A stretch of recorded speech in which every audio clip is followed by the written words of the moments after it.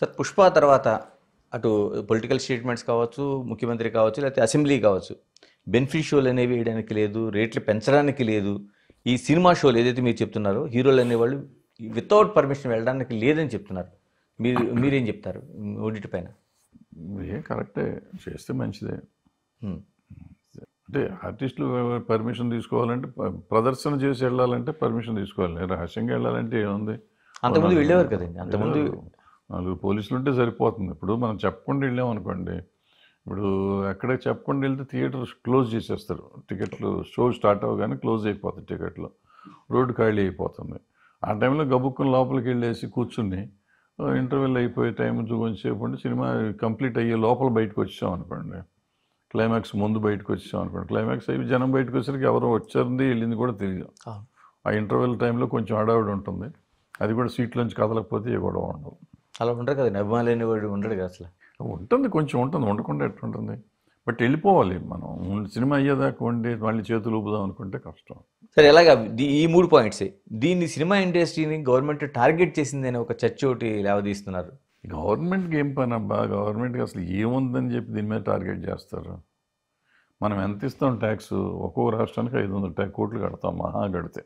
Okay, బాగా ఎక్కువ వస్తే 500 కోట్లు కడతాం.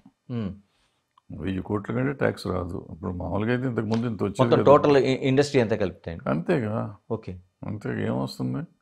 5,000 కోట్లు చేస్తాయి సినిమాలు మొత్తం 2 స్టేట్లకు కలిపి 5,000 కోట్లు చేస్తాయి. 5,000 కోట్లకి జిఎస్టీ. 5,000 కోట్లు యాక్చువల్గా మనకు వచ్చేది తొక్కలోది. 5,000 కోట్లు లెక్కలేస్తాం కానీ ఓన్లీ మన స్టేటే తీసుకోవాలి, మన 2 స్టేట్లే తీసుకోవాలి. 5,000 కోట్లు కాదు, నేను పొరపాటు తప్పుడు లెక్క అది. మన 2 స్టేట్లే. 2 స్టేట్లు ఇప్పుడు ఏ సినిమా అయినా కానీ ఇప్పటికి 300 కోట్లు దాటలా 2 స్టేట్లు కలిపి. సో 300 కోట్ల సినిమాలు 3 వచ్చితే 1000 కోట్లు అవ్వవు. మిగిలిన సినిమాలు అన్నీ కలిపితే 100 కోట్లు 200 కోట్లు దాటి అవ్వవు. అంటే 1000, 1,200 కోట్లు, 1,500 కోట్లు దాటి సినిమాలు చేయవు తెలుగు సినిమాలు. ఓకే, మన స్టేట్లో మనకు వచ్చే ట్యాక్స్లో. తెలుగు స్టేట్స్ దీంట్లో 20% మనకు వచ్చేది, అంటే 200 కోట్లు. ఇంతే. 200 కోట్లు చెరొక స్టేట్కి చెరొక 100 కోట్లు వస్తుంది. ఈ 100 కోట్లకి మీరు మా మీద ఏం కాన్సన్ట్రేట్ చేస్తారు మీ గవర్నమెంట్? వాళ్ళకి ఎందుకు? ఈ 100 కోట్లు ఎంత? లక్షల కోట్లు వాళ్ళు చేసేది. 1,00,000 కోట్లు, 2,00,000 కోట్ల బడ్జెట్ ఒక్కొక్క స్టేట్కి. 2,00,000 కోట్లు ఈ 100 కోట్ల గురించి కాన్సన్ట్రేట్ చేసి టైం వేస్ట్ చేస్తారు ఎవరన్నా? ఎవరు చేయరు. అంటే ఇప్పుడు పెట్టిన కేసులను కూడా అలాగే చూస్తున్నారు కదా. అంటే మన దృష్టి అట్లా ఉంటుంది. మనకి వాళ్ళకేముంటుంది?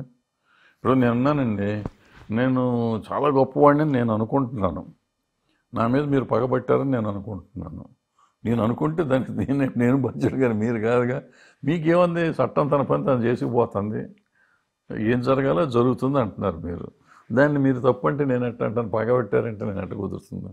కుదరదు. తమ్మారెడ్డి భరద్వాజ్ గారు లాంటి ఆలోచన మిగతా వాళ్ళు ఎందుకు చేయటం లేదు? ఇండస్ట్రీలో పెద్దలు అనుకుంటారు చాలామంది కూడా, చట్టం తన పని తాను చేసుకుపోతుంది అనేది ఎందుకు చెప్పలేకపోతున్నారు సార్? ఎందుకు చెప్పలేకపోతున్నారు? నిన్న ఇప్పుడు పొద్దున చూశాను నేను ఆ లిస్టులో. నేను ఎవరో అడిగారు 11వ నెంబర్ కదా ఎందుకు వస్తుందని. 10 మంది థియేటర్ ఓనర్స్, ఫస్ట్ 10 మెంబర్స్. అవును, అంటే ఒకటే పార్ట్. అంటే అక్యూజ్ నెంబర్ 1 అవుతారు, వీళ్ళు అక్యూజ్ నెంబర్ 2 అవుతాడు ఈయన లెక్క ప్రకారం. ఎందుకంటే వాళ్ళంతా కలిపి ఒక పార్టీ, థియేటర్ అంతా కలిపి ఒక పార్టీ. 10 మంది పార్ట్నర్సే కాబట్టి ఒక పార్టీ. నెంబర్ 2 ఈయన అవుతాడు. సో నెంబర్ 2 కింద వచ్చినట్టు లెక్క వేసుకోవాలి. ఓకే, A2 కింద వచ్చినట్టే. అంతే. నెంబర్ 8 లెవెల్ కింద నెంబర్గా వస్తే 11 అయ్యారు. 11 మంది పార్ట్నర్లు కాబట్టి. సో ఇట్లా సింపుల్గా మనం ఆలోచిస్తే ఉంటుంది. ఏముంటుంది? ఆ కేసు వెళ్తారు వస్తారు, అది బెయిల్ వస్తుంది, మామూలు. 2 రోజులు ఉండాల్సి వస్తే ఉండాల్సి రావచ్చు. సో ఇవన్నీ మనం తీసుకునే విధానాన్ని బట్టి ఉంటాయి. సింపుల్గా తీసుకోవాల్సిందే.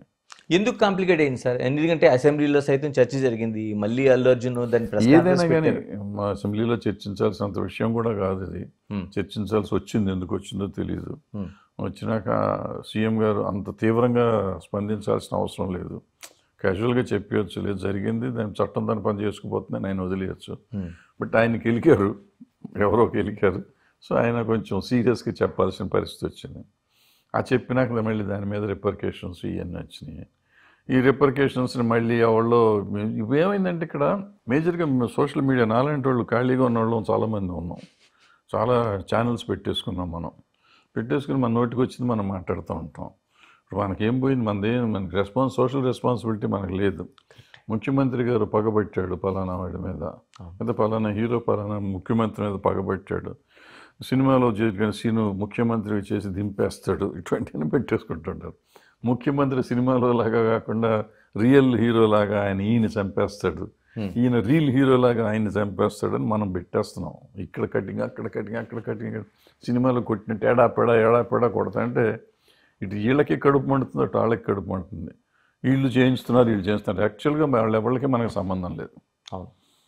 మన యూట్యూబ్ ఛానల్స్ ఉన్న వాళ్ళు ఎవరికి ఇటు ముఖ్యమంత్రి గారితో కానీ అటు అల్లు అర్జున్ గారితో కానీ సంబంధం ఉన్నవాళ్ళు ఎవరు లేరు. నాకు తెలిసి ఎవరు మాట్లాడిన వాళ్ళు కూడా ఉండకపోవచ్చు మెజారిటీ. కానీ అన్ని ఛానల్లోకి వెళ్ళో లేకపోతే వాళ్ళ ఛానల్లోనో కూర్చుని ఏం జరిగిందని మీ పోటీ అడిగితే చక్కగా నేనే చూసినట్టు మాట్లాడుతుంటా. ముఖ్యమంత్రి గారు తాండూటి చేస్తే అల్లు అర్జున్ గారు, ఎవరయ్యా నీకు చూసావా నువ్వు, నీకు తెలుసా, ఈయన తెలుసా, ఆయన తెలుసా, ఇప్పుడన్నా మాట్లాడారా, ఏముండదు. క్రిస్టల్ క్లియర్గా జరిగింది చెప్పేసి వీళ్ళు చూసినట్టు చెప్తూ ఉంటాను. సో దాంతో ఏమవుతుంది, ఎవళ్ళకాళ్ళు అంటే ఛానల్స్ కూడా ఏ పార్టీకి ఆ పార్టీ లాగా ఉంటాయి కదా. సో వాళ్ళు లేనిపోని అన్నీ పెరిగిపోతున్నాయి. మనం సాధ్యమైనంత వరకు ఛానల్గా ఉన్న మన సోషల్ రెస్పాన్సిబిలిటీ ఏంటంటే ఏ సమస్య వచ్చినా పరిష్కరిస్తానికో లేకపోతే దాన్ని సమస్య తగ్గిస్తానికి ట్రై చేయాలి. అగ్నిలో ఆజ్యం పోస్తానికి ట్రై చేయకూడదు. బట్ అన్ఫార్చునేట్గా ఇది జరగట్లేదు.